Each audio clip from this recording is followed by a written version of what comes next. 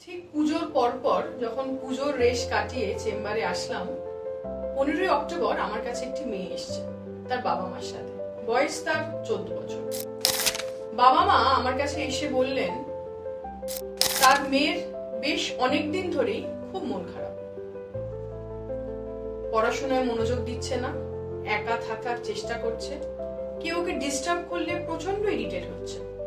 ওর আগে যে কাজগুলো করতে ইন্টারেস্ট পেত এখন সেগুলো একদমই করতে চাইছে না। হাতের লেখা দিন দিন খারাপ হয়ে যাচ্ছে, মোবাইল ব্যবহার করছে, ঘন ঘন টয়লেটেও যাচ্ছে। এবং ওর দিদির সাথে, যার সাথে ওর খুব বেশি বন্ধুত্ব ছিল, সেই বন্ধুত্বটাও মোটামুটি শেষের দিকে, কারুর সাথে কথা বলতে চাইছে না। কি হয়েছে ডাক্তারবাবু, একটু দেখুন তো।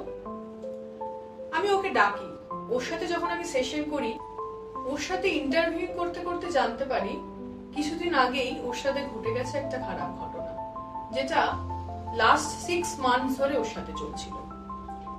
ও মামা বাড়ি যায়, মামা বাড়ির পাশে তার এক দাদা থাকে, যেই বাড়িতে সে ছোটবেলা থেকেই খেলতে যায়।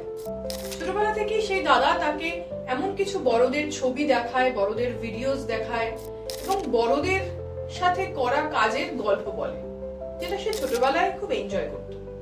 আস্তে আস্তে তার সাথে বিভিন্ন অত্যাচার শুরু হয়, তার ইচ্ছার বিরুদ্ধে তাকে টাচ করা থেকে শুরু করে বিভিন্ন ফিজিক্যাল অ্যাবিউজ। তার সাথে তার 2 বছরের বোনও সেই দাদার বাড়িতে যায়, এবং যেই মুহূর্তে সে আমার চেম্বারে বসে এই সেশন নিচ্ছে, সেই মুহূর্তেও সে জানালো তার বোন সেই বাড়িতে রয়েছে, সে খবর পেয়েছে ওভার ফোন। এই ফিজিক্যাল অ্যাবিউজের কারণে কিন্তু এই বাচ্চাটির মানসিক সমস্যা তৈরি হয়েছে, সিভিয়ার ডিপ্রেশন। সে আমাকে শেয়ার করছে তার আর বাঁচতে ভালো লাগে না, তার মরে যেতে পারলেই বেঁচে যায় বলে মনে করে। সে বারবার বাথরুম যাচ্ছে, এই কারণ জিজ্ঞেস করলে সে বলে তার দাদার ওই খারাপ টাচগুলো ধুয়ে ফেলার জন্য সে বারবার চান করে, গা হাত পা ধোয়ে বা হাত ধোয়ে, মুখ ধোয়ে, প্রাইভেট পার্টসও ধোয়ে। কারণ তার মনে হয় বারবার জল দিয়ে পরিষ্কার করলেই হয়তো সেই খারাপ টাচগুলো থেকে সে বেরিয়ে আসতে পারবে।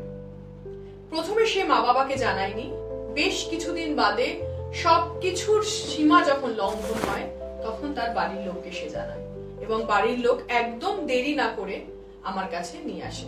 যদিও তার বাবা মার কাছে এতটা ডিটেইল সে কখনোই শেয়ার করে উঠতে পারেনি। বাবা মা জাজমেন্টাল হয়ে গেছিলেন, বলেছিলেন প্রথম দিনই কেন বললি না, ও কিন্তু এই কাজ করতে পারে না, ও খুব ভালো, তোর বোধহয় কোনো দোষ ছিল। এই কথাগুলো কিন্তু বাবা মা বলায় ও যদিও কিছু বলতে চেয়েছিল পুরোটা বলতে পারেনি। দেখলেন তো এইটুকু একটি বয়সের মেয়ের কি কি সমস্যা হচ্ছে একটি প্রপার প্যারেন্টিং না পাওয়ার কারণে।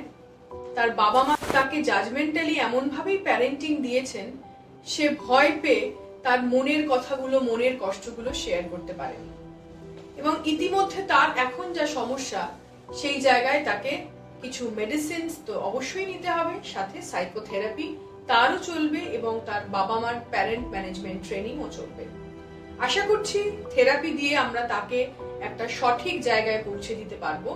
আপনার বাচ্চার যদি এই প্রারম্ভিক লক্ষণগুলো দেখেন, তাদের কোথাও হার্ট হওয়ার চিহ্ন রয়েছে, হঠাৎ চুপ করে গেছে, কোনো কিছুতেই মন দিচ্ছে না, সবকিছু থেকে নিজেকে উইথড্র করে নিচ্ছে, তবে কিন্তু সজাগ হোক।